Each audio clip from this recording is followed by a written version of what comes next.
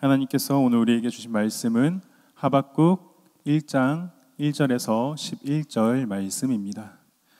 성경책 있으신 분들은 찾아주시고요. 혹시 준비하지 못하셨다면 화면에 나오는 말씀을 저와 교독하시면 되겠습니다. 하박국 1장 1절에서 11절 말씀입니다. 제가 먼저 읽고 여러분이 다음 절 읽는 방식으로 교독하도록 하겠습니다. 예언자 하박국이 받은 묵시의 말씀입니다. 오 여호와여, 제가 언제까지 부르짖어야 합니까? 주께서 듣지 않으시고 폭력입니다라고 제가 주께 외쳐도 주께서는 구해주지 않으십니다. 왜 저로 하여금 불의를 보게 하십니까? 왜 죄악을 쳐다보게 하십니까? 파괴와 폭력이 제 앞에 있습니다. 갈등이 있고 싸움이 일어납니다. 그러므로 율법을 지키지 않고 정의가 아주 실행되지 못합니다. 악인이 의인을 쌓아버려 정의가 왜곡되고 있습니다. 다른 나라들을 보고 잘 살펴보아라. 놀라고 즐겁할 것이다. 내가 살아있는 동안에 내가 어떤 일을 행할 것인데 내게 말해주어도 너는 믿지 못할 것이다. 보아라, 이제 바벨론 사람들을 내가 일으킬 것이다. 그들은 사납고 과격한 사람들이다. 남의 생활터전을 빼앗으려고 온 땅을 돌아다닐 것이다. 그들은 두렵고 무서운 사람들이다. 그들에게 정의와 권위는 그들 마음대로다. 그들의 말들은 표범보다 빠르고 저녁의 늑대들보다 사납다. 그들의 기마병들은 무척이나 빨라서 멀리서부터 달려온다. 그들은 마치 독수리가 먹이를 잡아채듯 빠르게 날아온다. 그들 무리는 동쪽 바람처럼 모두가 폭력을 휘두르려고 와서 포로들을 모래알처럼 모은다. 그들이 왕들의 옷고 관리들을 조롱할 것이다. 그들이 모든 요새를 비웃고 흙 언덕을 쌓아서 그곳을 침략한다. 함께 읽겠습니다. 그러나 자기 힘이 신이라고 여기는 죄인들, 그들도 바람처럼 사라져 없어질 것이다. 아멘. 네, 오늘부터 5주 동안 하박국에 대해서 여러분들과 함께 말씀을 보려고 합니다. 그래서 하박국서에 대한 이야기를 좀 잠깐 여러분들과 나누고 그 다음에 오늘 말씀을 좀 함께 나누려고 하는데요. 먼저 말씀을 나누기 앞서서 제가 순모임 신방을 하고 있는데 한 지체가 저한테 그렇게 이야기를 했습니다. 목사님 설교가 너무 길어요 라고 이야기를 했는데 그래서 제가 맞아, 내 설교 길지, 그래서 좀 줄여볼게 라고 했는데 이번 주에는 약속을 지키지 못할 거라고 미리 좀 말씀을 드리고요. 오늘 이 시간을 좀 함께 하면 좋을 것 같습니다. 하박국서는 기본적으로 예언서입니다. 이스라엘에서 예언자는 히브리어로 나비라고 표현이 됩니다. 여러분들이 기독교 영화를 보면요, 하나님의 말씀을 전하는 순간 꼭 등장하는 곤충이 있는데 그게 바로 나비예요. 그 나비, 이제 언어 유희인지는 모르겠지만 이 나비, 하나님의 말씀을 대언하는 대언자라는 뜻을 가지고 있는데요.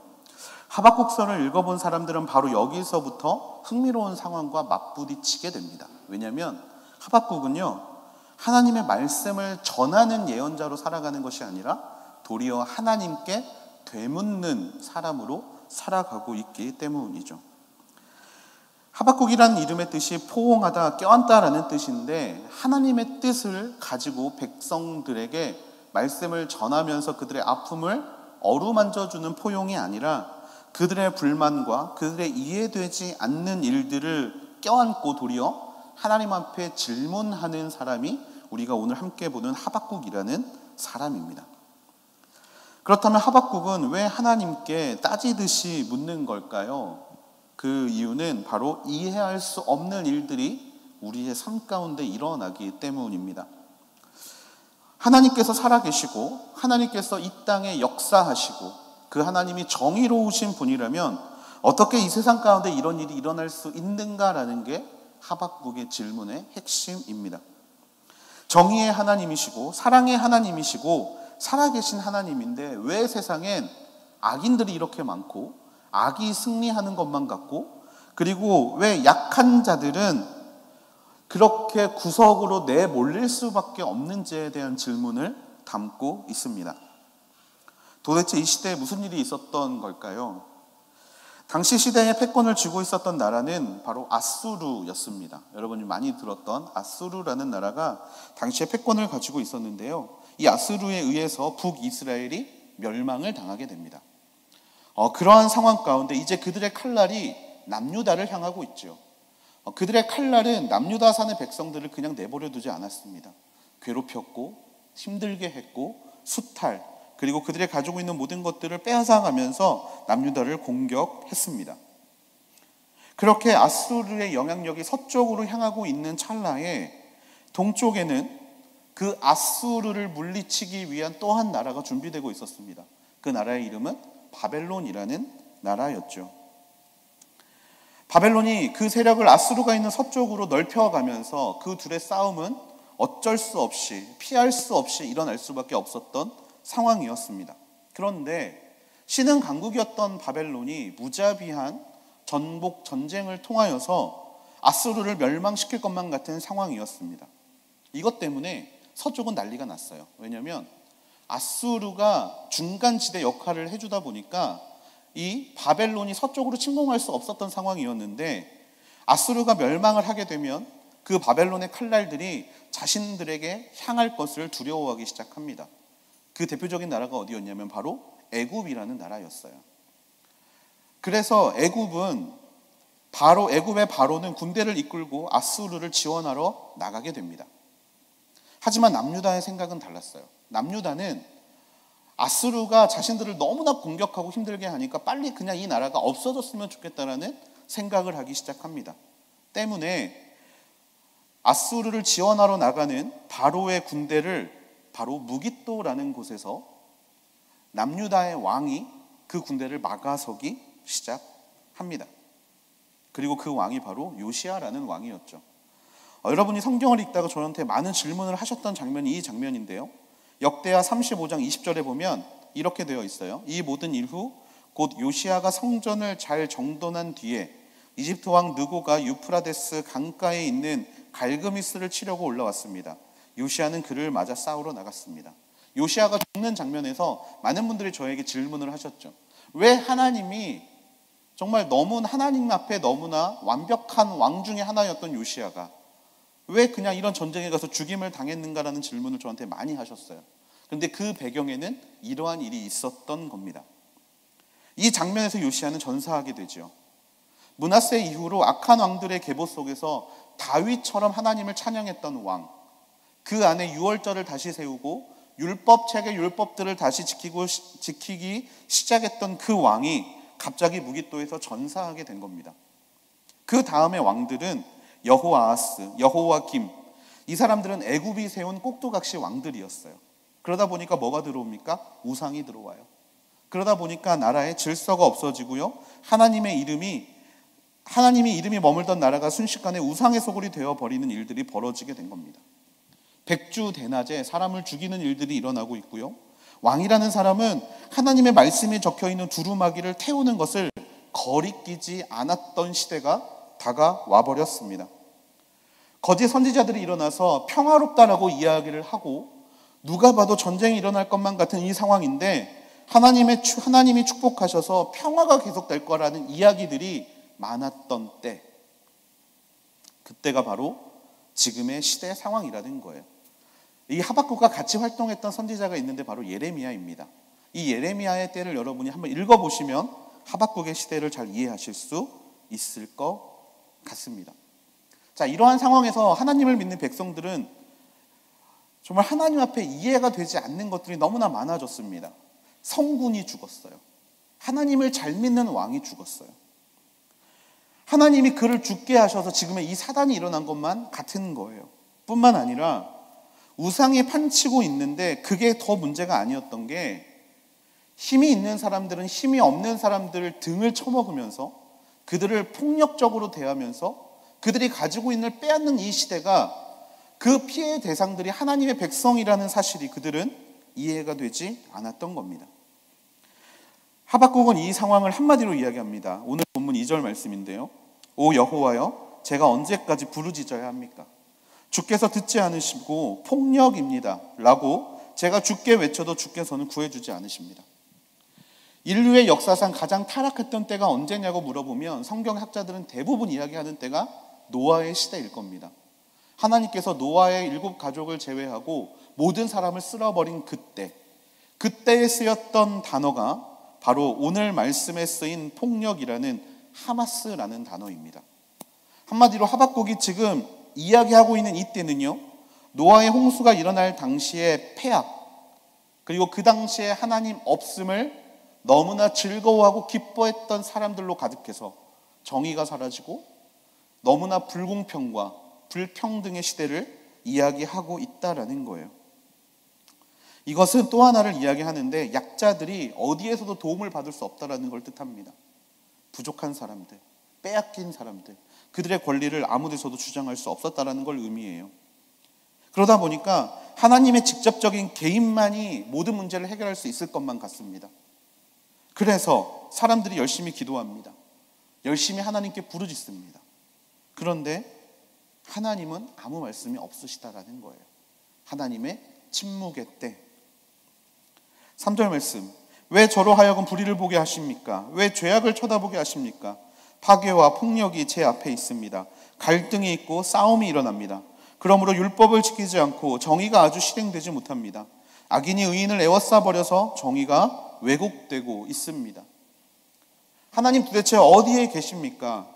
제가 언제까지 부르짖어야 합니까? 라는 이 하박국의 고백은요, 본물 터지듯이 계속해서 구체적으로 그 질문들을 하나님 앞에 올려드리기 시작합니다. 적응이 되지 않는 거예요. 파괴와 폭력으로 물든 세상은 절대로 하나님이 말씀하신 세상이 아닌데 지금의 세상은 그렇게 변해버렸기 때문에 하나님은 아무 말씀이 없으시니 하박국은 계속해서 하나님 앞에 내뱉습니다. 근데 여러분, 이런 하박국의 태도가 어떠십니까? 좀 불편하지 않으십니까? 우리는 하나님께 따지는 것을 사실 굉장히 불편해합니다. 제가 기도하는 거를 옛날에 저와 함께 했던 리더십이 들었던 때가 있는데요, 저한테 기도가 끝나고 이렇게 물어보는 거예요.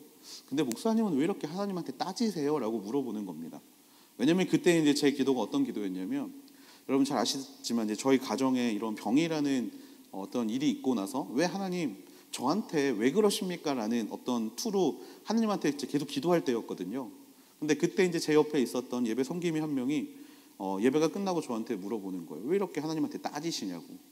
도대체 하나님이 뭘 그렇게 잘못했길래 하나님한테 그렇게 따지세요? 라고 물어보는데 사실 제가 이제 그 친구한테 뭐라고 말을 못했던 기억이 있습니다. 사실 우리는요, 하나님께 따지는 것이 불편합니다. 동방예의지국이라고 불리우는 나라여서 그런지는 잘 모르겠지만, 예의를 중요하게 여겨서 그런지는 모르겠지만 하나님 앞에 따지듯이 이야기하는 게 불편합니다. 말 잘못하면 큰일 날 것 같고, 하고 싶은 말 있어도 이해되지 않는 순간 가운데 그냥 아무 말 하지 않고 그 시간을 견디는 게 보통 우리의 모습들인 것 같아요. 그런데 여러분, 신앙에서는 그럴 필요가 없습니다. 우리는 하나님께 잘 질문하지 않아요. 하나님 앞에 딴지를 거는 것 자체가 왠지 불신앙으로 여기는 것 같습니다. 그래서 사람들이 그 생각을 누르고 그 마음을 하나님 앞에 잘 물어보지 않아요. 고난의 이유에 대해서 하나님 앞에 잘 묻지 않습니다. 도리어 영적이고 지적인 질문들을요, 스스로를 정죄하는 데 사용해요. 너 믿음 없어? 너 왜 그렇게 하나님 앞에 따져? 라고 이야기합니다. 그런데 여러분, 신앙에서 신앙에서의 의문은요, 굉장히 중요한 포인트라는 것을 우리는 기억해야 합니다. 성경에 하나님께 따지는 3대장이 있습니다. 첫 번째 1대장은 바로 욥입니다. 욥은 계속해서 하나님한테 이야기합니다. 하나님, 내가 뭘 잘못했습니까? 저 하나님 앞에서 잘못한 거 없습니다. 저 하나님 앞에서 죄 지은 거 없습니다. 저 하나님 말씀대로 살았습니다. 라고 고백하는 1대장이 바로 욥이죠. 난 잘못한 게 없는데 왜 나에게 이런 시련을 내리시냐고 하나님 앞에 묻습니다. 그리고 2대장입니다. 하박국입니다. 하박국은 하나님께 이렇게 물어요. 도대체 왜 악인은 형통하고 왜 의인은 힘듭니까? 계속 하나님 앞에 따지듯이 묻습니다. 그리고 마지막 3대장은 요나입니다. 요나는 3대장인데 하나님 앞에 제일 많이 대듭니다. 하나님, 나 그럴 줄 알았어요. 그러니까 내가 니느웨 안 간 거잖아요. 하나님이 그들 용서해 줄 거 내가 아니까 나 그거 보고 싶지 않아서 나 니느웨 간 거 아니잖아요. 그래서 내가 다시스 간 거 아닙니까? 라고 하나님 앞에 따지는 그런 모습을 보입니다. 그런데 여러분, 이런 그들의 모습을 보면서 여러분은 잘못됐다라고 생각하십니까? 잘못됐다라고? 근데 여러분, 이건 불신앙의 표본을 이야기하는 게 아닙니다. 우리의 신앙의 한 모델인 거예요. 이해가 되지 않는 부분에서 하나님 앞에 질문을 하고 하나님 앞에 따지고 하나님의 뜻을 알게 해달라는 것 자체가 신앙의 모델입니다. 의심은요, 신앙 안에서 확신을 찾아가는 과정입니다. 그렇기 때문에 꼭 필요한 일입니다. 하나님을 믿지 않는 사람들은 이런 질문조차 하지 않습니다. 왜? 관심이 없습니다. 하나님이라는 존재 자체를 믿지 않기 때문이죠. 시편 22편 1절 말씀에는요, 1, 2절 말씀에는 이렇게 이야기하고 있습니다. 내 하나님이여, 내 하나님이여, 왜 나를 버리셨습니까? 왜 이토록 멀리 계셔서 나를 돕지 않으시고 내 신음소리를 듣지 않으십니까? 오, 내 하나님이여, 내가 낮에도 부르짖고 밤에도 외치는데 주께서는 듣지 않으십니까? 여러분, 예수님께서 십자가에 달려서 하나님 앞에 부르짖은 말씀이 바로 이 시편 22편의 말씀입니다. 하나님, 왜 그렇죠? 왜 이런 일이 일어나야만 하죠? 그리고 왜 이런 일을 내가 겪어야 하죠? 라고 하나님 앞에 물을 때 우리는 대답을 듣고 싶어서 하나님께 묻습니다. 근데 우리가 대답을 듣고자 하는 마음은 전제가 있다라는 거예요. 하나님이 있는 전제 말입니다. 하나님이 없으면 질문을 할 필요조차 없습니다. 그런데 이렇게 하나님 앞에 물어볼 때 한 가지는 조심해야 합니다. 뭐냐면 의심보다 믿음이 먼저 앞서야 한다라는 겁니다. 이런 질문을 할 때는요, 반드시 하나님이 대답해 주실 것을 믿는 마음으로 질문을 해야 합니다. 공허한 외침, 그 기도가 공허한 기도가 되지 않기 위해서 우리는 믿음을 가지고 이런 질문을 해야 한다라는 거예요. 그러면 결국 다시 우리를 하나님은 믿음의 걸음으로 데려오십니다. 이렇게 의심이 가득 찼던 화자가 하나님 앞에 질문을 하고 결국에 하나님 앞에서 얻게 된 대답이 무엇이냐면 바로 이 대답입니다. 24절과 25절. 주께서 고통받는 사람들을 무시하거나 모른 채 하지 않으셨고 그들을 외면하지 않으셨으며 도와달라고 울부짖을 때 그 소리를 들으셨다. 많은 사람들이 모인 가운데 내 찬송이 주께서로부터 나온다. 주를 경외하는 사람들 앞에서 내가 내 소원을 지킬 것이다. 갑자기 어떻게 이렇게 바뀌었을까요? 하나님이 어떻게 대답을 하셨기에 이렇게 시편의 화자가 바뀌었을까요? 궁금하신 분은 시편 22편을 읽어보시기를 바랍니다. 그리고 저는 다음으로 넘어갈게요. 폴 틸리히는요, 이 상황을 이렇게 이야기를 합니다. 진지한 의심은 믿음을 확인하는 행위이다. 이것은 관심의 대상에게 진지한 태도를 보이는 것을 의미한다. 관심이 있기 때문에 질문하는 거고 관심이 있기 때문에 질문에 진지하다라는 겁니다. 그래서 결국에는 하나님은 그 질문에 대한 대답을 우리를 통해 준비해 주신다라는 거예요. 하지만 질문의 시작이 믿음으로 시작하지 않고 의심으로 시작하는 사람들이 있습니다. 복음서에 나오는 율법 교사와 부자 청년이죠. 이들은 예수님께 질문합니다. 어떻게 해야 내가 영생을 얻겠습니까? 그런데 이들의 포커스는요, 영생을 얻고 싶어서 질문한 게 아니라는 게 포커스입니다. 이들의 질문은 그냥 예수님의 대답을 듣고 싶었을 뿐이에요. 믿음의 결과는 행위라는 반응으로 나타나야 하는데 이들의 질문은 어떻게 끝나는지 가치를 보면 어떻게 해야 내가 영생을 얻겠습니까? 라고 묻고 예수님은 모든 것을 팔아 이웃을 섬기라고 이야기하십니다. 그러자 그들의 반응은 어떻습니까? 그냥 조용히 예수님 곁을 떠나버립니다. 믿음으로 열매 맺는 것을 원하는 게 아니라 그냥 예수님처럼 살아가는 그 길의 대가를 그냥 치르고 싶지 않은 거예요. 한마디로 믿지 않는 사람들이라는 겁니다. 의심은 꼭 믿음을 확인한 다음에 믿음을 위한 도구로 사용이 되어야 합니다. 여러분이 하나님 앞에 구하고 있기 전에 하나님 앞에 의심의 질문들을 던지기 전에 여러분은 꼭 내 안에 믿음이 있는지를 확인해야 합니다. 그리고 그것이 하나님이 기뻐하시는 진짜 의심이라는 거예요. 우리 인생에 신앙의 의문이 드는 순간이 있습니다. 그것이 언제냐면 바로 우리가 고난 가운데 있을 때입니다. 우리가 고난 가운데 있을 때 우리는 너무나 잘 믿고 하나님을 잘 믿고 살아온 지난 날보다 지난 날의 그 행적들이 온데간데 없이 사라진 채 지금 고난에 직면하게 되는 이 순간 마음에 의심이 시작되죠. 나 하나님 잘 믿었다고 생각하는데 나 하나님 여태껏 정말 그 하나님 앞에 모든 것 드렸다고 생각하고 하나님을 위해서 열심히 살았다고 생각하는데 도대체 왜 나한테는 이런 일이 벌어지는가? 이런 의심은 고난과 함께 찾아오게 됩니다. 그리고 이 문제에 대해서 자유로운 사람은 아무도 없을 거라고 저는 확신합니다.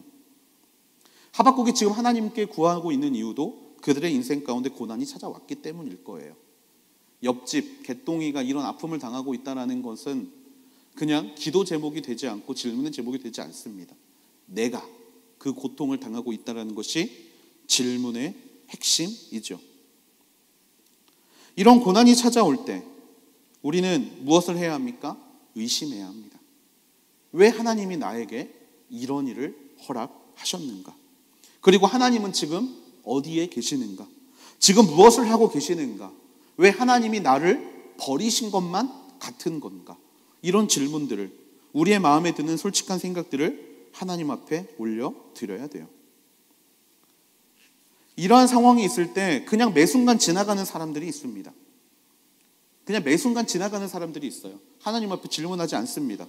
그냥 하나님께서 다 알아서 하시겠지라고 말하는 사람들입니다. 그런데 이런 사람들의 특징이 있습니다. 너무 믿음이 좋아 보여요. 그런데 이 사람들은요, 정확히 말하면 믿음이 좋아 보이는 게 아니에요. 믿음이 좋은 게 아닙니다. 그냥 좋아 보이는 것입니다. 정확히 말하면 하나님께 관심이 없는 사람들이에요. 다른 사람이 나에게 한마디만을 해도 그 말이 어떤 의미를 담고 있는지를 찾는 게 사람의 마음인데, 하나님께서 나에게 인생에 굉장히 큰 사건을 허락하셨고 인생의 지진 같은 일을 허락하셨음에도 불구하고 하나님을 찾지 않는다? 그건 하나님께 관심이 없는 사람입니다. 그냥 내성이 남들보다 좀 더 좋을 뿐이에요. 이런 사람들에게 고난은 그냥 지나가는 일이라고 이야기할 뿐입니다. 노래 가사처럼 다 지나간다. 감기가 났듯이 이 슬픔이 언젠간 끝날 거라는 걸 알고 있기 때문에, 지나가는 일이기 때문에 나는 그것에 대한 대답을 찾지 않겠다. 하지만 하나님은요, 우리가 의심하기를 원하십니다. 왜냐면요, 하나님께 의심의 과정을 묻는 사람들에게 모든 사건은 그냥 지나가는 일이 아니라 하나님이 정해놓으신 섭리 안에 운행되는 일임을 하나님은 알려주고 싶으시기 때문입니다. 그리고 그 과정은요, 우리의 믿음을 더욱더 곤고히 해가는 과정이 된다는 걸 하나님은 알고 계시기 때문입니다. 하박국은 이 과정을 거칩니다. 미국의 워렌 위어스비 목사님이 하박국의 변화를 이렇게 설명합니다. 세 가지로 설명하는데요. 1장에서는 하박국이 염려자로 등장합니다. 의문을 갖고 있고 하나님 앞에 그 의문을 고백하는 염려자. 2장에서는요, 입장이 좀 달라집니다. 어떻게 달라지냐면 관찰자로 달라집니다. 하나님이 어떻게 하시는지 한번 보자. 관찰자로 달라져요. 그리고 마지막 3장에서는 어떻게 변하냐면 예배자가 됩니다. 의문이, 질문이 뭐로 변한다? 믿음이 변한다. 그래서 하박국은 이 믿음의 여정을 우리에게 설명해 주고 있다라는 거예요. 우리는 이 과정을 동일하게 경험해야 될 줄로 믿습니다. 믿음이 쌓여가는 과정. 그리고 그 과정에서, 예배자가 되는 과정에서 하나님 앞에 질문하고 나에게 왜 이런 일이 일어났는지에 대해서 하나님 앞에 대답을 구하는 자들이 되기를 주님의 이름으로 축복합니다. 2절에서 4절 말씀입니다. 우리 같이 한번 읽어보면 좋을 것 같아요. 2절에서 4절 시작. 오 여호와여, 제가 언제까지 부르짖어야 합니까? 주께서 듣지 않으시고 폭력입니다 라고 제가 주께 외쳐도 주께서는 구해주지 않으십니다. 왜 저로 하여금 불의를 보게 하십니까? 왜 죄악을 쳐다보게 하십니까? 파괴와 폭력이 제 앞에 있습니다. 갈등이 있고 싸움이 일어납니다. 그러므로 율법을 지키지 않고 정의가 아주 실행되지 못합니다. 악인이 의인을 에워싸 버려서 정의가 왜곡되고 있습니다. 아멘. 하박국의 질문입니다. 그리고 이 질문의 핵심을 한마디로 요약하면 하나님께서 지금 침묵하고 계시다라는 것입니다. 하나님께서 왜 지금 침묵하고 계십니까? 그런데 그 질문에 대한 대답을 먼저 말씀을 드리면요, 여러분, 침묵을 오해하지 않게 되기를 축복합니다. 하나님의 침묵은요, 오해할 소지가 너무 다분합니다. 내가 힘들고 답을 구하고 있는데 답을 주지 않는 그 순간에 하나님의 침묵은 우리가 오해하기 쉬워요.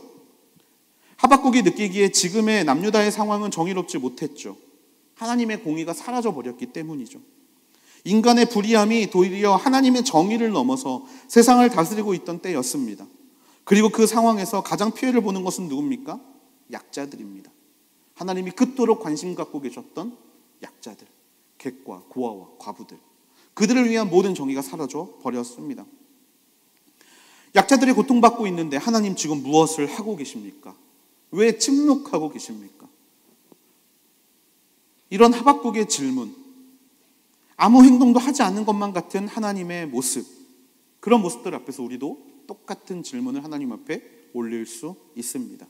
그리고 오해할 수 있게 되지요. 현재의 상황들이 이 하박국의 마음을 너무나 잘 알게 합니다. 너무나 잘 알게 합니다. 저는 지금 정치 이야기를 하고 싶은 게 아닙니다. 그런데 확실한 것은요, 젊은이들이 너무나 살기 어려운 시대가 되어 버렸다라는 겁니다. 모든 책임은 젊은이들이 감당해야 될 때가 되어 버렸습니다. 여러분 어떠십니까? 그런 모습을 바라볼 때 정의가 사라진 것 같지 않습니까? 과정이 공평할 것처럼 생각을 했는데 공평하지 않습니다. 결과는 평등할 것처럼 보였는데 평등하지 않는 게 지금의 시대 아닙니까? 약한 자들은 더 살기 힘들어지는 게 지금의 시대라는 거예요. 여러분 이 순간 이런 고백 해보신 적 없습니까? 하나님 도대체 무엇을 하고 계십니까? 부모의 세대보다 경쟁은 더 심해졌는데 결과를 얻기는 더욱더 어려워지는 모습들을 바라보면서 우리는 하나님 앞에 도대체 그 과정의 정의는 어디 갔고 도대체 그 결과의 평등은 어디 갔습니까? 라고 우리는 하나님 앞에 이야기할 수 있다라는 거예요. 하박국처럼. 하지만 여러분 그 순간에 우리가 꼭 기억해야 될 것이 있습니다. 하나님은 대답하지 않으실 거예요. 그런데 여러분 하나는 기억하십시오. 하나님의 침묵은 절대로 외면이 아니라 무언가 일을 하고 계실 때 보여주시는 행동이라는 겁니다.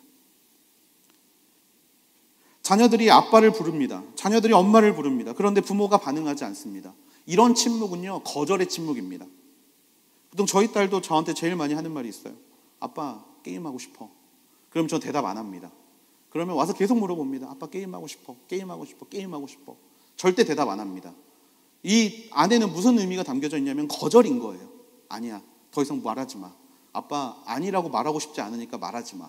그냥 알아서 그냥 딴 거 해 라는 의미가 담겨져 있거든요.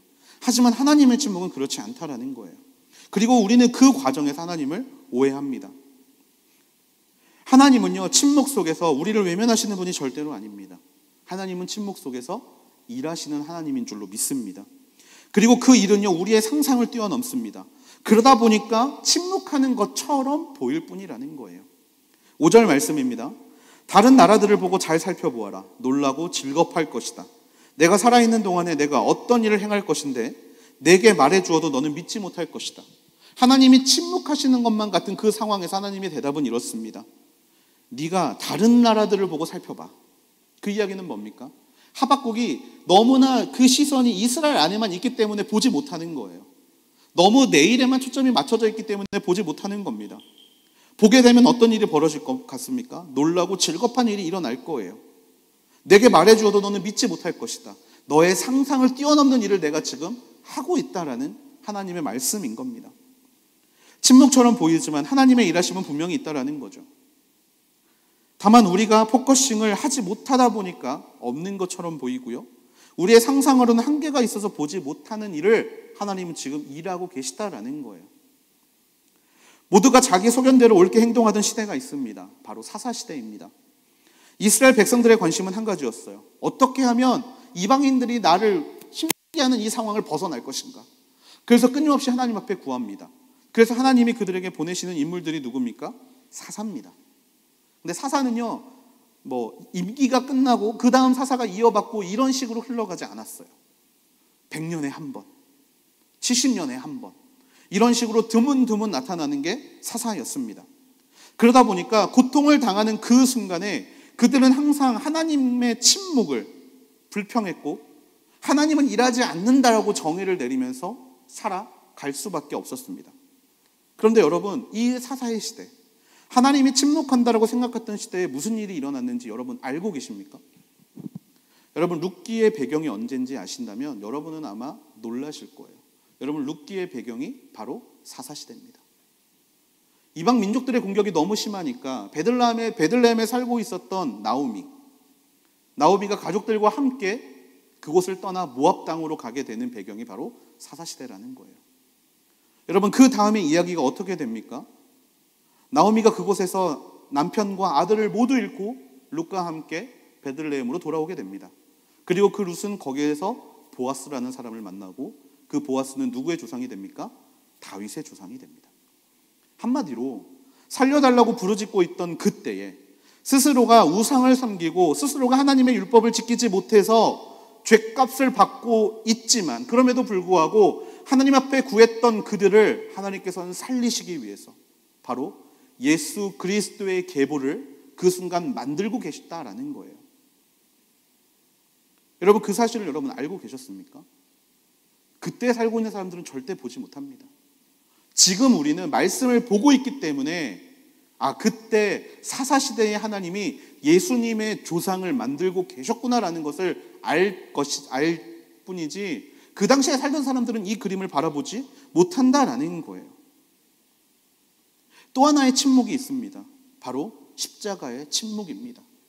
시편 22편은요, 앞에서 말씀드린 시편 22편은 예수님이 십자가에서 하나님 앞에 외쳤던 말씀입니다. 어찌하여 나를 버리셨나이까? 그에 대한 하나님의 대답은 무엇이었습니까? 없었습니다. 침묵입니다. 아무 말도 없습니다. 하지만 하나님은 그 일을 안 하고 계신 겁니까? 예수님의 외침을 외면하신 겁니까? 아닙니다. 하나님은 바로 그 순간을 통하여서 전 인류의 죄로부터의 사함을 준비하고 계셨다라는 거예요. 여러분, 하나님의 침묵은 절대로 외면이 아닙니다. 여러분, 이 사실을 믿게 되기를 주님의 이름으로 축복합니다. 많은 청년들이 하나님 앞에 기도합니다. 그런데 대답을 얻지를 못해요. 그러면 그 생각의 흐름이 하나님이 일하고 계시다라는 흐름으로 흘러가야 되는데 하나님이 날 버린 것 같다라는 그런 외로움에 빠집니다. 하지만 여러분, 그건 사탄의 계략이에요. 하나님의 침묵은요, 우리에게 소망을 줍니다. 하나님의 침묵은요, 우리에게 기대를 줘야 되는 일이라는 거예요. 하나님이 말씀하지 않으신다라는 것은요, 어디선가 하나님이 너무나 열심히 일하고 계시다라는 겁니다. 우리가 상상하지 못할 큰 그림을 하나님은 그리고 계시다라는 거예요. 그리고 그 사실이 우리 안에 믿음으로 자리 잡을 때 소망의 하나님이 바로 우리의 하나님이 되시는 줄로 믿습니다. 다시 한번 여러분을 권면합니다. 여러분, 하나님의 침묵을 오해하지 않는 믿음의 하늘대학부 되기를 주님의 이름으로 축복합니다. 하나님의 침묵이 있으면 도리어 기대하십시오. 소망하십시오. 하나님이 어떻게 이 일을 이루어 가실지 더욱더 기대할 수 있는 저와 여러분이 되기를 주님의 이름으로 축복합니다. 오늘 말씀을 통해 기억해야 될 두 번째 말씀이 있습니다. 6절에서 10절까지 말씀인데요. 여러분이 따로 읽어보시면 좋을 것 같고요. 이 말씀을 통해 하나님이 우리에게 주시는 말씀이 있습니다. 그게 뭐냐면 하나님의 계획은 빈틈이 없다라는 것입니다. 하박국이 활동하던 당시에 함께 활동했던 예언자가 예레미야라고 말씀을 드렸습니다. 이 예레미야를 읽은 사람들은요, 메시지를 기억할 거예요. 그 메시지의 핵심은 무엇이냐면 바벨론으로 가라라는 겁니다. 남유다 멸망할 거니까 바벨론으로 가라. 1차, 2차, 3차의 포로의 과정에서 먼저 바벨론으로 가라라고 이야기를 했던 게 예레미야의 핵심 내용입니다. 그런데 여러분, 하박국은 그 메시지를 인정할 수 없었어요. 왜냐하면 하박국의 생각에 하박국이 제일 가장 큰 그림이라고 생각했던 상황은 하나님이 다시 요시야 왕 같은 사람을 세워서 이 나라를 다시 한번 회복시키는 게 그가 생각했던 그림이었습니다. 그래서 예레미야의 말을 인정하지 않았어요. 이 하박국의 모습이 우리의 모습 아닙니까? 우리가 생각하기에 가장 좋은 때, 우리가 생각하기에 가장 확실한 때, 우리가 원하는 모습으로, 우리가 원하는 방식으로 하나님이 임재하는 것을 우리는 원합니다. 하박국처럼 그런 모습을 원해요.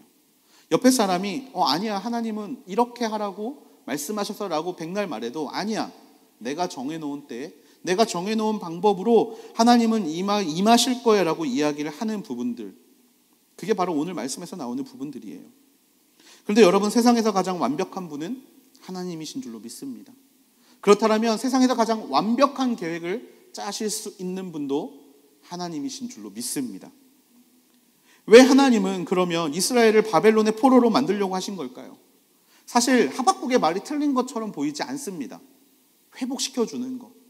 그러면 다들 하나님 잘 믿지 않을까요? 그런데 왜 하나님은 그렇게 하지 않으셨을까요? 2000년 이상이 지난 지금 성경을 보는 우리는 너무나 잘 알고 있죠. 남은 자들이 어땠는지, 그곳에 끝까지 남아있었던 자들이 어땠는지 우리는 알고 있습니다. 예레미야서에 보니까 그들이 했던 일은 애굽의 우상을 찾는 일이었습니다. 그들이 했던 일은 하나님을 찾는 게 아니라 애굽의 신들에게 빌었던 일이었어요. 진짜 하나님이 원하셨던 신앙의 공동체는 언제 일어났느냐? 바로 바벨론이 무너지고 포로 귀환이 시작된 그때에, 포로로 끌려갔던 사람이 예루살렘으로 모였던 그때에, 학개, 스가랴의 때에, 느헤미야의 때에 백성들은 그곳에서 모여서 하나님을 찬양하고 성전을 회복하는 역사가 일어나게 되는 겁니다. 하나님은 알고 계셨던 거예요. 포로로 끌려갔다가 완전히 폐허로 만들어버린 곳에 다시금 하나님의 제단을 쌓는 것이 가장 완전한 회복의 시작임을 하나님은 알고 계셨던 겁니다. 이것은요, 마치 모래 위에 세운 믿음을 가지고 있었을 때 그 위에 믿음을 계속 쌓아가는 것이 아니라 완전히 무너뜨린 다음에 믿음이라는 반석 위에 다시금 믿음을 세워야 한다라는 예수님의 말씀과 일맥상통한 부분입니다. 누구의 계획이 더 완전해 보입니까? 하나님의 계획이 완전한 거예요. 하박국도 하나님이 그렇게 하시는 거 인정할 수 있다라고 결국엔 고백합니다. 그리고 하박국은 두 번째 질문을 하나님 앞에 드리죠. 왜 하필 바벨론입니까? 예요. 왜? 바벨론의 군대가 아수르의 군대보다 더 잔인했거든요. 아수르의 군대보다 더 막강했고 아수르의 군대보다 더 정말 많은 신들을 섬기고 있었던 나라였거든요. 더 큰 악으로 왜 하나님을 따르지도 믿지도 않는 민족을 들어서 남유다를 멸망시키는가가 하박국의 두 번째 질문이었습니다. 이에 하나님은 이렇게 말씀하시죠. 11절 말씀. 그러나 자기 힘이 신이라고 여기는 죄인들, 그들도 바람처럼 사라져 없어질 것이다. 왜 그들을 들어서 남유다를 멸망시키는가라고 물어보자 하나님은 이렇게 말씀하세요. 악은 멸망할 거야. 그리고 바벨론도 멸망할 거야. 단지 그들은 내가 쓰는 도구일 뿐이야 라고 이야기를 하시는 거예요. 악은 반드시 멸망할 거라는 하나님의 절대 진리 안에서 하나님께서 도구로 무엇을 들어 쓰실지가 중요한 것이 아니라 그 악한 자의 모습으로 남아있지 않는 것이 중요하다라는 게 바로 하나님의 대답이었다라는 겁니다. 여러분, 이 과정에서 중요한 건 하나님이 어떤 도구를 쓰냐가 중요한 게 아니에요. 어떻게 보면 하박국이 핵심을 잘못 짚은 겁니다. 진짜 중요한 건 뭐냐면 그 악에 우리가 머물지 않아야 한다라는 거예요. 한마디로 이 이야기는 우리가 우리의 자리에서 악이 아니라 하나님의 선을 위해서 살아갈 때 하나님께서는 그들을 지키실 것이고 결국에 악 가운데 있는 모든 것들을 멸망시켜 주실 것이라는 것입니다. 남유다가 진정으로 하나님 앞에서 떠났다면, 하나님 앞에서 악에서 떠났다면 이런 일은 일어나지 않았을 거예요. 하지만 그들은 자신이 맡겨진 일을 제대로 감당하지 못합니다. 그렇기에 쓸림을 당하죠. 하지만 하나님의 계획은요, 그냥 무너뜨리는 계획이 아니었습니다. 다시 회복시키고 다시 살리시는 일을 하기 위해서 하나님은 이 일을 계획한 거예요. 하박국은 왜 우리를 멸망시키는가에 그 질문이 집중되어 있지만 하나님은 악에서 떠나서 다시금 하나님을 향한 신뢰를 회복해라 라는 게 하나님의 계획이었다라는 겁니다. 그 계획 앞에 우리가 어떻게 반응해야겠습니까? 여러분, 우리는 하나님의 계획 앞에 믿음으로 반응할 수 있어야 할 줄로 믿습니다. 우리의 생각과 다르고 우리가 원하는 바와 다르다고 해서 하나님을 내 뜻대로 바꾸려고 해서는 안 됩니다. 그러면 하나님이 내 주인이 아니라 내가 하나님의 주인이 되어야 하는 거예요. 왜 하나님이 그러면 바벨론을 도구로 사용하셨을까? 여러분 생각해 보신 적 있습니까? 우리는 결과를 알고 있기 때문에 생각해 보면요. 여러분, 아수르라는 나라의 정책은 3인 정책입니다. 모든 종족을 섞어버리는 정책이에요. 그래서 사마리아 사람들이 이때 피가 섞이게 됩니다. 모든 이스라엘 백성들의 그 혈연적인 부분들을 없애기 위해서 아수르라는 나라는 모든 것을 섞어버리는 정책을 펼쳐요. 민족의 정신들을 다 없애버립니다. 성전을 무너뜨리고요. 그들의 신을 찾을 수 없도록 만들어버립니다. 하지만 여러분, 바벨론은 어땠는지 아시나요? 바벨론은요, 그 나라의 문화를 존중해 줬습니다. 여러분 다니엘 아시죠? 다니엘이 쓰여진 시기가 바벨론의 시대거든요. 바벨론은요, 포로로 잡혀온 사람들 중에 왕족들을 따로 뽑아서 교육을 시켰던 나라입니다. 민족을 섞으려고 했던 게 아니라 그 민족이 가지고 있는 문화를 존중해주고 자치구를 인정해주는 정책을 펼쳤던 나라예요. 이스라엘이 회복되기 위해서는 무엇이 필요했습니까? 바로 이러한 정책이 필요했다라는 겁니다. 그래서 하나님은 바벨론이라는 나라, 악을 행하는 나라지만 그 악을 행하는 나라를 도구로 사용하셔서 궁극적으로 이스라엘의 회복을 이루시기 위하여 바벨론을 사용하셨다라는 거예요. 여러분, 보는 것에는 한계가 있습니다. 우리의 머리로 상상하는 것은 한계가 있습니다. 하지만 그렇다고 해서 그 일의 결과가 잘못된 것이라고 예단하는 것은 너무나 큰 죄를 저지르는 일입니다. 여러분 혹시 바둑 좋아하십니까? 바둑? 저는 바둑을 보는 거를 좋아합니다. 하는 거는 잘 못해요. 어릴 때부터 아버지랑 바둑을 두는 어떤 그런 일이 있어서 약간의 아버지와 저와를 연결시켜주는 도구 중에 하나가 바둑이어서 바둑을 보는 거를 굉장히 좋아합니다. 그런데 여러분, 바둑을 보게 되면요, 너무 지루합니다. 도대체 왜 이렇게 놓는지, 그냥 한 수를 놨는데 도대체 이걸 왜 놨는지 그때 당시는 알지 못해요. 바둑을 보는 사람들은 절대 그 수를 파악하지 못합니다. 그런데 여러분, 바둑을 두는 사람들은요, 그냥 두지 않습니다. 두 수, 세 수를 봅니다. 정말 국수에 오르는 사람들은요, 10수, 20수, 30수 앞을 봅니다. 그리고 그림을 그려가죠. 마찬가지입니다. 하나님은 큰 그림을 그리시는 분이에요. 하나님은 그들보다 더 뛰어나신 하나님이십니다. 그분은 큰 그림을 그리고 계세요. 지금 당장은 그 돌이 왜 놓여져 있는지 알지 못하지만 그 순간 하나님의 계획이 빈틈이 없다라는 사실을 믿는 사람들에게는 하나님은 모든 것을 협력해서 아름다운 선을 반드시 이루신 분인 줄로 믿습니다. 그렇다면 우리가 해야 될 일은 하나입니다. 뭐냐면 오늘의 고난에 대해서 의문이 들 때 소망의 눈으로 하나님을 바라봐야 한다라는 겁니다. 나의 슬픔을 하나님이 어떻게 기쁨으로 변화시켜 가실지, 이 나의 약함을, 나의 부족함을 하나님이 어떻게 들어서 사용하실지, 고난의 순간 소망의 눈으로 하나님을 바라볼 수 있는 마음을 하나님이 오늘 저와 여러분에게 주실 줄로 믿습니다. 말씀을 마무리하려고 합니다. 하나님은 신실하십니다. 그리고 그 하나님은 지금도 일하고 계십니다. 우리의 지각을 뛰어넘는 큰 그림을 그리고 계십니다. 침묵하시는 것 같아서 불안할지 모르지만 그 침묵은 하나님이 일하신다라는 증거인 줄로 믿습니다. 세상의 역사는요, 그 모든 역사를 분할해서 설명합니다. 세상의 역사는요, 모든 것을 분할해서 설명해요. 신석기, 구석기, 그리고 2차 산업시대, 3차 산업시대, 오늘날은 4차 산업시대라는 여러 가지의 말들로 시대를 구별하려고 합니다. 세대가 이해가 되지 않을 때는요, Z세대, X세대, Y세대, 밀레니엄 세대, 이러한 이름으로 세대와 세대를 구분하려고 합니다.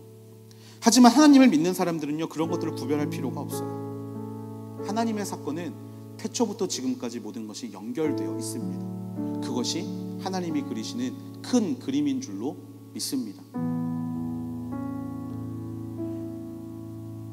오늘 담임 목사님께서 말씀을 마무리하면서 이런 이야기를 하시더라고요. 바벨탑의 사건과 갈대와 우르에서 아브라함이 일어난 사건은 세상에서 보기에는 전혀 상관없는 사건인지 모르지만 하나님의 역사로 보셨을 때는 하나님과 같이 올라가자라고 교만을 외치는 사람들에 반해 하나님을 믿는 믿음의 백성을 세우시는 과정이다 라고 이야기를 하시더라고요.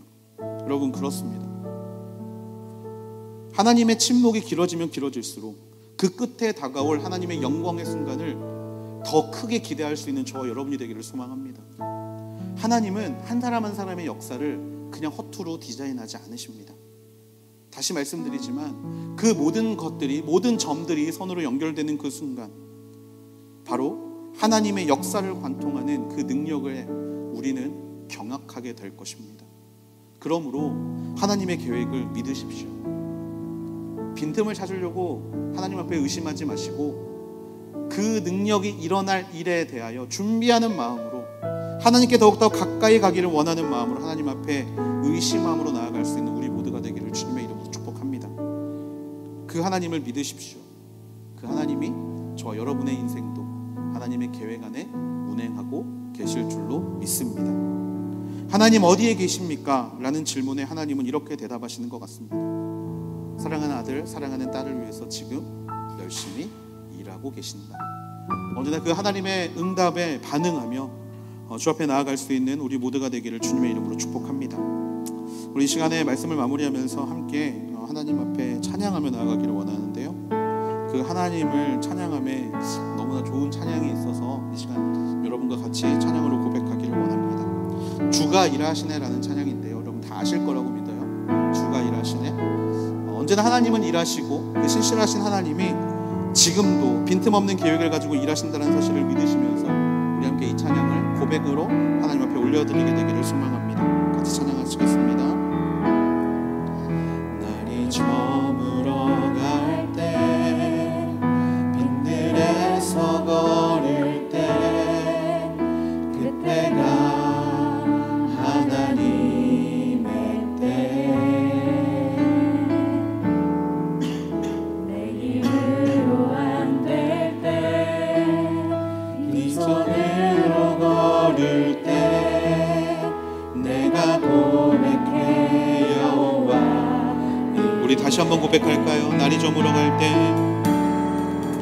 날이 저물어 갈 때, 빈들에서 걸을 때, 그때가 하나님의 때.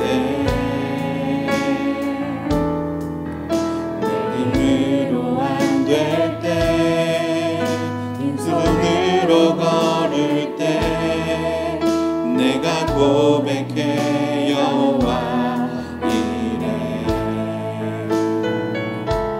주가 일하시네, 주가 일하시네, 주께 아끼지 않는 자에게.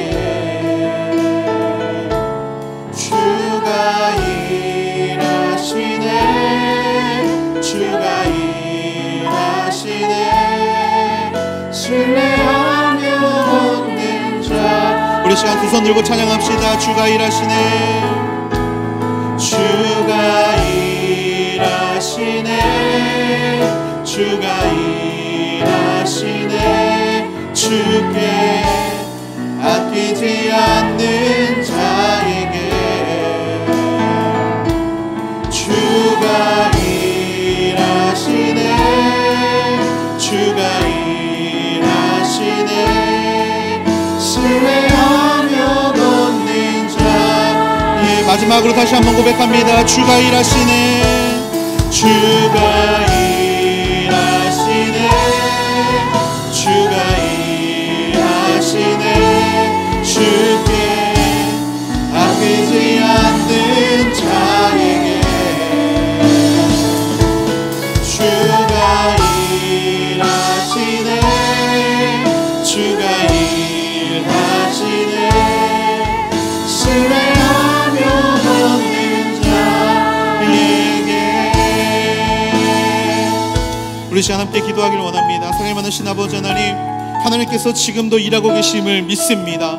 하나님, 신앙의 길을 걸어가는 모든 과정 가운데 아버지 그 믿음을 지키기 위해서 끊임없이 내 안에 일어나는 모든 의심과 아버지 모든 질문들을 주 앞에 올려드리게 되기를 원합니다. 하나님, 그 결과 하나님께서 우리에게 말씀하시는 것을 믿게 되는 하나님의 자녀들이 되게 하여 주시옵소서. 하나님의 침묵이 임할 때 우리가 기억해야 될 것이 있습니다. 바로 하나님의 침묵은 하나님께서 일하신다라는 것입니다. 하나님, 언제나 그 사실을 믿고 하나님의 침묵이 있을 때도 하나님을 신뢰하며 나아가는 믿음의 자녀들이 되게 하여 주시옵소서.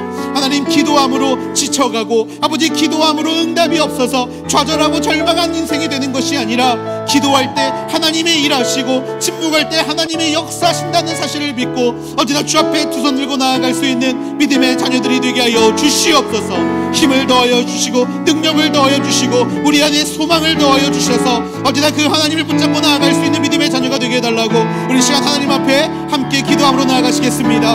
오 거룩하고 자비로우신 아버지 하나님, 우리의 마음을 주 앞에 올려드립니다. 하나님, 우리의 기도를 주 앞에 올려드립니다. 아버지, 정말 이해가 되지 않는 상황 가운데 아버지 하나님, 의로움이 없어져 버리고 아버지의 모든 정의가 사라져버린 것 같은 상황 가운데 아버지, 내가 하나님 앞에 기도하며 나아가는 이 기도의 제목들을 주여 외면하지 말아 주시옵소서. 아버지, 정의가 어디에 갔습니까? 하나님, 공의가 어디에 갔습니까? 너무나 힘들어가는 이 시간 가운데, 내 안에 고난이 찾아오는 이 순간 가운데 내가 찾아야 될 하나님, 그 하나님을 찾으며 나아갈 때 왜 하나님은 침묵으로 나에게 말씀하시고 왜 하나님은 그 순간 아버지 나에게 아버지 정말 아무런 말씀을 하지 않으십니까? 주여, 그것 때문에 내가 오해합니다. 주여, 그것 때문에 내가 넘어집니다. 주여, 그것 때문에 내가 좌절하고 주여, 그것 때문에 내가 하나님을 찾지 않는 이유가 됨을 고백합니다. 하지만 아버지 하나님, 이 시간 우리가 깨닫습니다. 아버지 하나님의 침묵은 외면이 아니라 하나님이 일하고 계시다라는 사실임을 아버지 내가 믿습니다. 그렇습니다. 주님, 하나님은 일하고 계십니다. 하나님은 지금도 역사하고 계십니다. 하나님은 지금도 역사의 수레바퀴를 돌리시며 하나님의 놀랍고 크고 아름다운 일들을 아버지 우리의 인생 가운데 행하고 계시는 줄로 믿습니다. 주여, 언제나 그 일을 아버지 나의 인생을 깨닫게 하여 주시고 언제나 그 사실을 아버지의 미션 다시 한번 생각하며 나아갈 수 있는 그런 믿음의 자녀들이 되게 하여 주시옵소서. 우리의 생각은 크지 않습니다. 우리의 뜻은 크지 않습니다. 하지만 하나님의 생각은 크고 하나님의 뜻은 너무나 크고 아름다운 줄로 믿사오니 언제나 주여 그 주님을 바라볼 수 있는 하나님의 자녀들 되게 하여 주시옵소서. 하나님의 일하심을 믿기 원합니다. 하나님의 역사하심을 믿기를 원합니다. 하나님의 함께하심을 믿고 그 하나님이 나와 함께하심을 기억하며 나아갈 수 있는 믿음의 자녀들이 되게 하여 주시옵소서. 하나님의 일하심이 하나님의 말씀하심이 우리의 인생 가운데 역사가 되게 하시고 우리 인생 가운데 하나님의 뜻이 되게 하시며 우리의 인생 가운데 정말 하나님 앞에서 크고 아름다운 것들을 이뤄갈 수 있는 아버지 믿음의 시간들이 되게 하여 주시옵소서. 우리 시간의 마지막으로 한 가지를 더 기도하기를 원합니다. 하나님의 계획, 아버지 그 계획을 아버지 하면서 나의 뜻으로 바꾸려 했던 지난 날들을 주여 불쌍히 여겨 주시옵소서. 세상의 그 무엇보다 완벽하신 하나님의 계획까지도 신뢰할 수 있는 우리가 되기를 원합니다. 내가 원하는 때에 내가 정해놓은 시간에 하나님의 역사를 구하는 인생이 되지 않게 하여 주시고 역사의 큰 수레바퀴를 돌리고 계시는 그 하나님의 때에 내가 반응할 수 있는 믿음의 자녀가 되게 하여 주시옵소서. 하나님의 뜻은 선한 줄로 믿습니다. 하나님의 능력은 하나님의 시선은 그 어디보다 나를 향하고 있는 줄로 믿습니다. 아버지, 그 믿음을 가지고 계획해 가시는 그 하나님의 내일을 신뢰하는 마음으로 바라보게 하시고 소망의 눈으로 바라볼 수 있는 믿음의 자녀들이 되게 하여 주시옵소서. 내 안에 모든 의심이 사라지게 하시고 하나님을 향한 신뢰와 하나님을 향한 소망이 더욱더 풍성하게 되는 그런 믿음의 자녀가 되게 하여 주시옵소서. 우리 시간 기도할 때 하나님의 소망의 눈을 갖게 하여 주시옵소서. 하나님의 계획을 신뢰하는 믿음을 갖게 하여 주시옵소서. 그렇게 고백하는 마음으로 마지막으로 다시 한번 기도함으로 나아가시겠습니다. 오 거룩하고 자비로우신 아버지 하나님, 하나님을 신뢰합니다. 하나님을 믿습니다. 지금 이 일이 나에게 왜 일어났는지 나는 알지 못합니다. 이 고난이 나의 죄 때문에 일어난 일인지 아니면 하나님의 연단의 시간인지 아버지 그것도 나는 알지 못합니다. 하지만 아버지 하나님, 내가 이 시간 확신할 수 있는 것은 아버지 나와 함께 하시는 하나님이 나와 나 가운데 역사하시는 하나님이 아버지 나의 모든 계획과 아버지 나의 모든 결과를 선하게 이끌어 가실 것이라는 겁니다. 아버지 그 과정 가운데 아버지 절대 믿음을 놓고 달려가지 않는 자녀들이 되게 하여 주시옵소서. 믿음을 잃어버리지 않게 하여 주시옵소서. 믿음을 놓치지 않게 하여 주시옵소서. 하나님을 향한 신뢰를 버리지 않게 하시고 하나님을 향한 마음과 하나님과 향할 뜻을 결단으로 놓치지 않는 믿음의 자녀가 되게 하여 주시옵소서. 오직 주를 신뢰함으로 오직 주를 바라봄으로 오직 주를 따라감으로 언제나 하나님을 찾고 하나님을 발견하고 정말 하나님 안에 있는 그 소망의 아름다운 것들을 아버지 하시어 기억하며 달려가는 믿음의 자녀가 되게 하여 주시기를 원합니다. 아버지 불쌍한 자들에게 아버지 소망의 눈을 허락하여 주시옵소서. 소망 없는 자들에게 내일의 희망을 허락하여 주시옵소서. 좌절하고 있는 자들에게 다시금 일어설 수 있는 힘을 허락하여 주시옵소서. 아버지 믿음으로 가능합니다. 아버지 믿음으로 가능합니다. 오직 의인은 믿음으로 말미암아 살리라 말씀하신 그 하나님의 말씀을 아버지 언제나 우리가 기억하게 하시고 언제나 감사하게 하시고 언제나 바라보게 하시고 언제나 찾아가는 놀라운 역사의 시간들이 바로 오늘 일어나게 하여 주시옵소서. 기도하는 모든 자들을 하나님 붙잡아 주시고 그들에게 하나님의 은혜의 손길을 아름답게 내려 주시옵소서. 사랑이 많으신 아버지 하나님, 모든 정의가 죽어버린 것만 같은 세상을 살아가면서 어떻게 하나님 앞에 질문하지 않을 수 있겠습니까? 공의의 하나님, 정의의 하나님, 누구보다 가난한 자들, 약한 자들을 사랑하신다라는 그 하나님의 말씀을 우리가 매일 듣고는 있는데, 이 세상에는 정의가 없고 공의가 없고 잘못된 것들이 마치 진리인 것 마냥 선포되는 세상 가운데서 아버지, 내가 어떻게 하나님 앞에 질문하지 않을 수 있겠습니까? 아버지, 하박국의 마음이 오늘 우리의 마음이 되는 줄로 믿습니다. 아버지 하나님이시여, 그 순간 가운데 그렇게 하나님 앞에 질문하는 과정 가운데 하나님의 대답이 우리의 눈을 뜨게 함을 믿습니다. 하나님, 우리가 보지 못하는 크고 놀랍고 아름다운 일들을 행하고 계시는 하나님, 언제나 침묵하고 계시지만 그 침묵 가운데 일하고 계시는 하나님을 우리가 믿어야 할 줄로 믿습니다.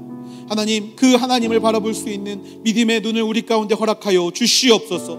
아버지 하나님, 하나님이 대답하지 않는 것을 아버지 바라볼 때마다 좌절하고 절망했던 인생들이 있습니까? 하나님이 나를 버린 것만 같다라고 느꼈던 순간들을 정말 경험하고 사는 자들이 있습니까? 아버지, 그들의 마음을 위로하여 주시옵소서. 하나님이 지금 일하고 계시고 하나님이 지금 우리가 보지 못하는 크고 놀라운 일들을 계획하고 있다는 사실을 아버지, 그 영혼들에게 깨닫게 하시고 알게 하여 주셔서 좌절하고 절망 가운데 널브러져 있는 인생이 아니라 다시 한번 하나님 안에 소망을 붙잡고 하나님의 이끄심을 따라가는 믿음의 자녀들이 되게 하여 주시옵소서. 하나님의 계획은 선합니다. 하나님의 계획은 놀랍습니다. 하나님이 정해놓으신 때에 하나님의 놀랍고도 아름다운 일들이 우리의 인생 가운데 준비되어 있는 줄로 믿습니다. 아버지, 그 인생을 신뢰하는 마음으로, 소망하는 마음으로 달려가게 하여 주시옵소서. 좌절하거나 절망함으로 그 소망을 보지 못하게 되는 그런 불쌍한 인생이 되지 않게 하여 주시고, 하나님의 그 소망의 일들을 직접 내 눈으로 바라보며 살아계신 하나님을 찬양할 수 있는 그날까지 우리의 믿음을 곤고히 하며 달려갈 수 있는 믿음의 하늘대학구가 되게 하여 주시옵소서. 아버지, 어둠의 터널을 지나고 있는 많은 자들이 있습니다. 지금의 이 시대 가운데 갈 길 몰라 방황하고 있는 수많은 젊은 영혼들이 있습니다. 하나님, 그 영혼들을 버리지 마옵소서. 언제나 그 영혼들 가운데 믿음을 도와줘서 아버지, 그들 앞에 준비되어 있는 놀랍고도 아름다운 것들을 바라볼 수 있게 하여 주시고, 아버지, 그래서 이 세상을 살아가는데 좌절과 한탄과 원망과 절망이 아니라 하나님을 향한 소망과 감사와 그 하나님을 위해 살겠다는 믿음의 결단에 아버지, 믿음의 젊은이들이 되게 하여 주시옵소서. 아버지, 세상은 끝이 났다라고 이야기를 하지만 하나님은 시작이라고 이야기를 하십니다. 세상은 절망이라고 이야기를 하지만 하나님은 소망이라고 이야기하십니다. 아버지, 그 하나님의 시선을 가지고 넉넉히 세상을 이겨가는 믿음의 자녀들이 되게 하시고, 그 과정 가운데 하나님의 계획을 신뢰함으로 하나님의 살아계신 하나님을 찬양함으로 나아가는 믿음의 자녀들이 되게 하여 주시옵소서. 아버지, 내일부터 시작되는 하루 가운데 우리는 다시 세상의 공격에 절망할지 모릅니다. 똑같은 일로 무너질지 모르고요, 똑같은 공격으로 우리의 마음을 놓아버릴지 모릅니다.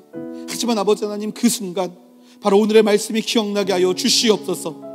침묵하시지만 일하시는 하나님, 놀라운 계획을 가지고 우리를 이끌어 가시는 하나님, 아버지, 그 하나님에 대한 말씀이 기억나게 하셔서 모든 어둠의 권세를 물리치게 하시고 온전히 하나님의 소망만을 가지고 이 땅 가운데 하나님의 나라를 이루어가는 하나님의 귀한 자녀가 되게 하여 주시옵소서. 그렇게 언제나 승리를 우리에게 말씀하시고 승리의 걸음 가운데 이끌어 가실 하나님께 모든 찬양과 영광 올려드리며 이 모든 말씀 살아있게 만드신 예수님의 이름으로 감사하며 기도드렸습니다. 아멘.